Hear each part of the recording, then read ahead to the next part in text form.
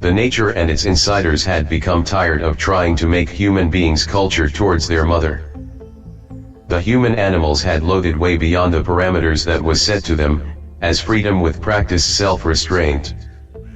They defiled their own mother all the possible ways they could imagine.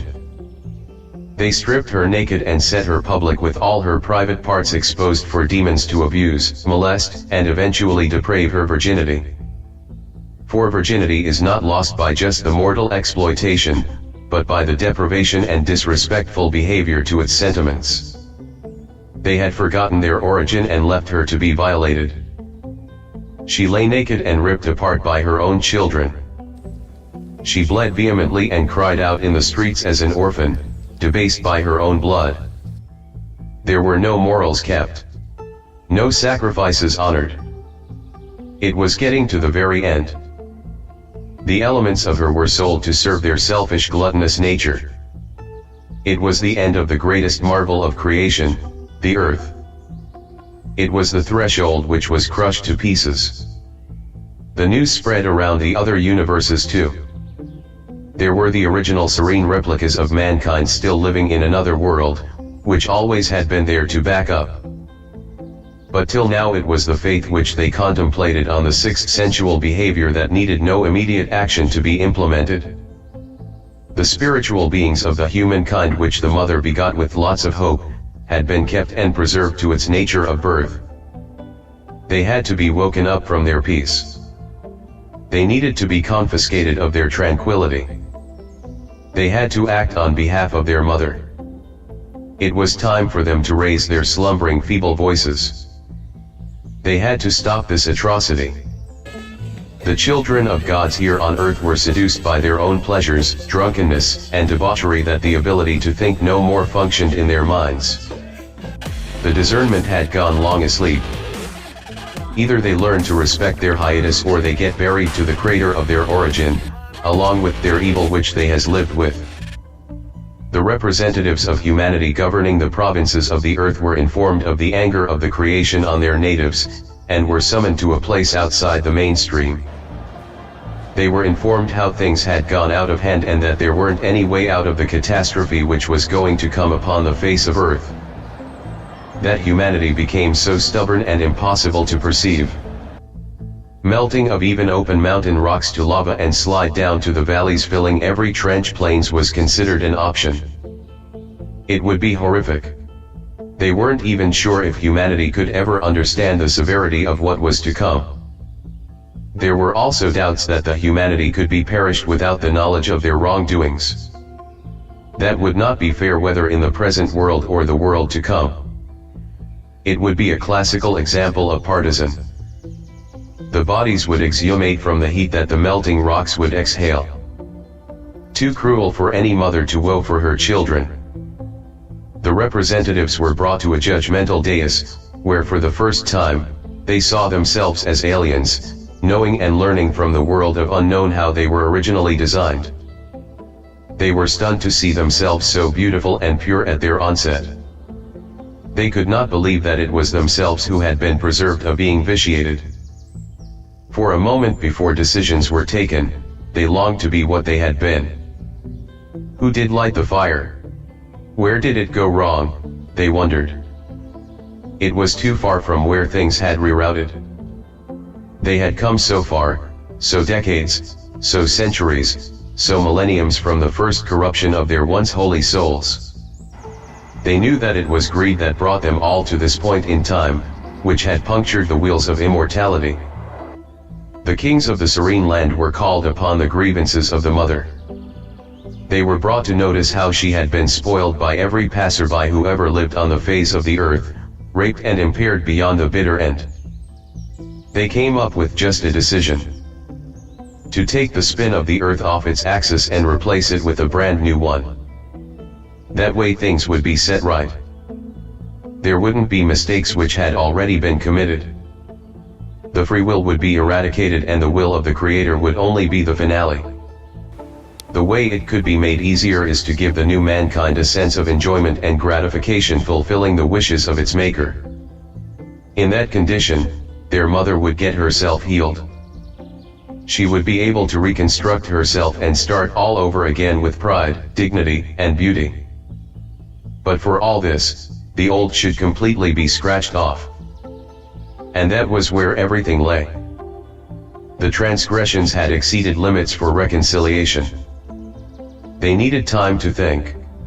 Time to decide. What can they possibly do after the inevitable has been brought upon their own heads? The czars of Earth's provinces pleaded for their lives. They wailed, imagining the consequences that would befall their lives from such decisions, and of the consequences their beloved and the generations would have to burn themselves in. They pleaded mercy to be favored. They consumed ash for one long generation and excreted soot. They went around pleading with fellow barbarians of the consequences they were warned with. They held conventions and literally preached gospel to the unruly. It was all in trying to get the mercy of mother they had oppressed. The best they could do was to plead abatement from final condemnation.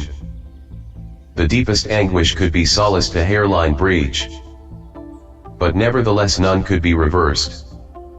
The consequences need to be faced, at least to an extent of realization and eternal condemnation.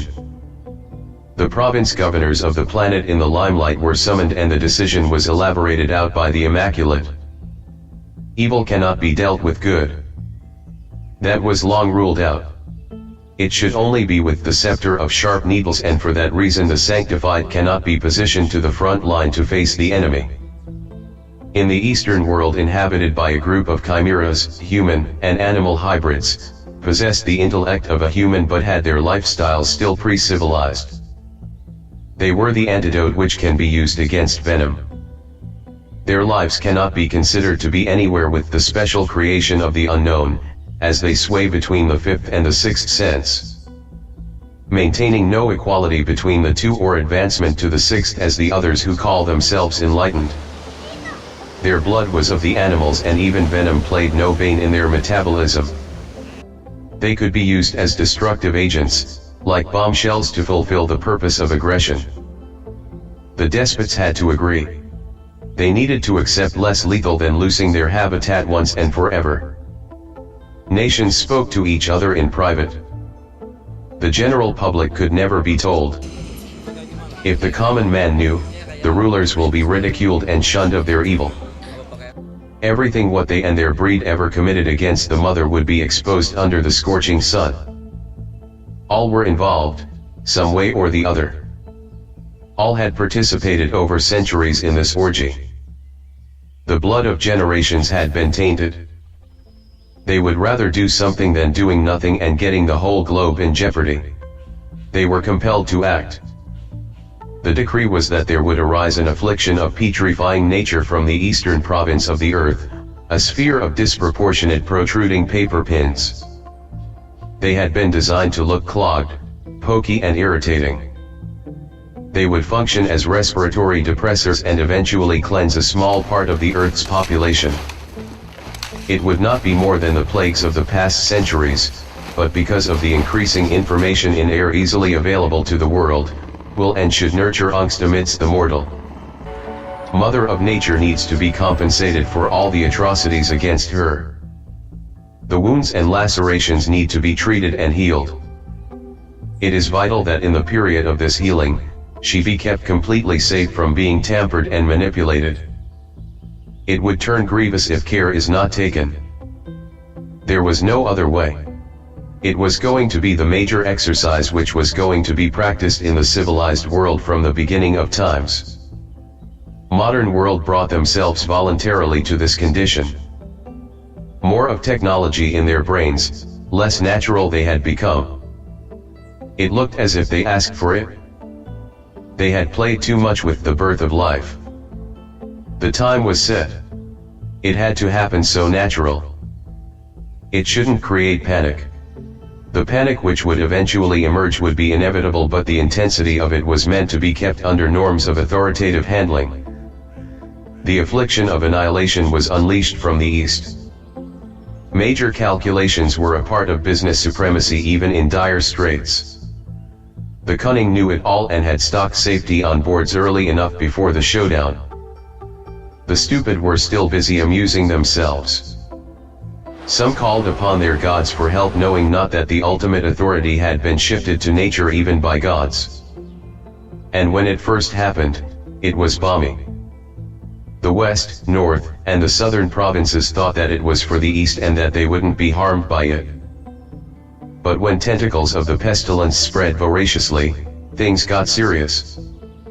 It was kind of an ethnic cleansing. The old and the young were grieved with their eradication from the face of the earth. The carefree locked themselves up in their nests. The peasant, elite, strong and weak equally were devoured.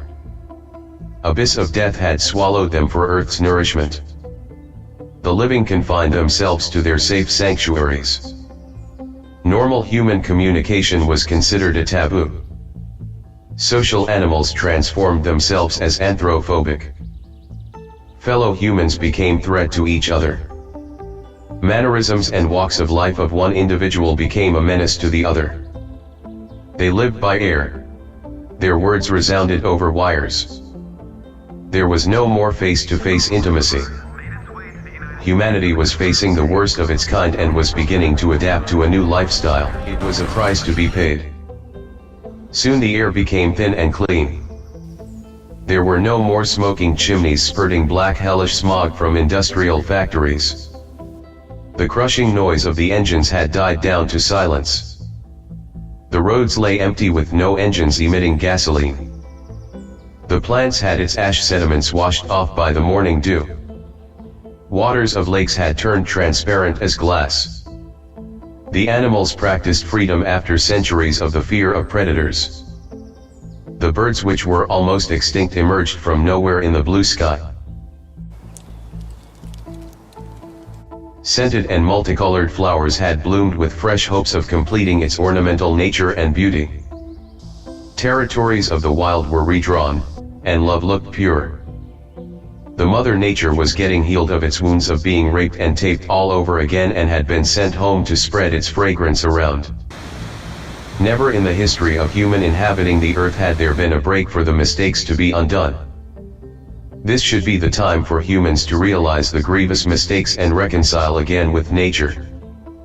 If this is brushed aside and economy of the world prioritized more than the well-being of the Mother Nature, there would again happen something worse. Then there need not be a rollback. The old things could be erased and something new, extremely creative unknown to human beings could be replaced in the place of the evil minds, and everything new will be made. A new domain instead of the earth, and a new breed of self-restrained and obedient samples of living beings who could exceed the present intelligence and concern towards the Mother Nature is not very far from creation. And then not Mars, no other world in universes around, can contain this disobedient, selfish, and destructive breed called human beings. We will have nowhere to go to. This imprisonment was for the best. It reversed at least an immediate wrath to befall humanity, extending our times here on Earth to few more years. Protection and sustainable ecology needs to be the norms of the future human mind. A baby born needs to be introduced to the magnanimity with which Mother Nature forgave their ancestors, and a bond need to be built between them for the best of our future generations. Our children, their children, and the generations to follow.